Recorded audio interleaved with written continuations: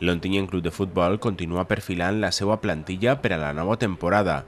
Després dels 4 fitxatges que la setmana passada els avançàvem, des del club s'ha confirmat la renovació de Kikín i Raúl Muñoz i la també contractació de David Rangel, Paco Sáez, Berna, Noja Borja Lázaro, l'ex del Denia Rubén Gómez i Fran Moreno. El cos tècnic de l'Ontinyent aposta per la renovació dels primers 2 jugadors importants en les anteriors campanyes. Tornen cares conegudes com David Rangel, Fran Moreno i Paco Sáez, que ja han demostrat la seva qualitat en la gespa del Clariano.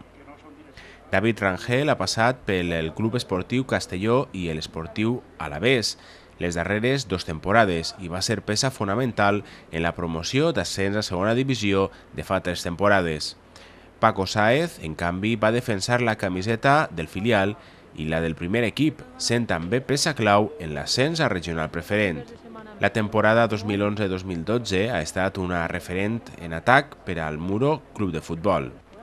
Francisco Javier Moreno Jiménez, amb una trajectòria a l'Osasuna Juvenil, Osasuna B, Numancia, Albacete, Linares, Alavés, Alcoyano, Olímpic de Xàtiva i 2 temporades a l'Ontinyent. Bernabé Ballester Marco, Berna, ex del Gandia i xativí de naixement, és altre dels nous fitxatges. Criat en la pedrera del Real Madrid, va eixir cap al filial valencianista. Va continuar a Mouscron. La tornada al futbol espanyol va ser a l'Alcoyano des del 2009 fins a 2011 i la passada temporada va estar al Gandia.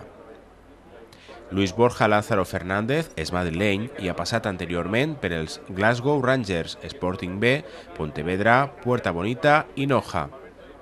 Rubén Gómez Escobar, amb trajectòria a Quintanar del Rey juvenil, Almagro, Puertollano, Tomelloso, Atlético, Teresiano, Piedrabuena, Daimiel, La Nucía i l'última temporada al Denia. Recordem que els jugadors Jonathan Barruecos, Alejandro Gigante, Vicente Romero i Alejandro Chavero van entrenar ja el passat dimecres amb l'equip tècnic de John Clarkson.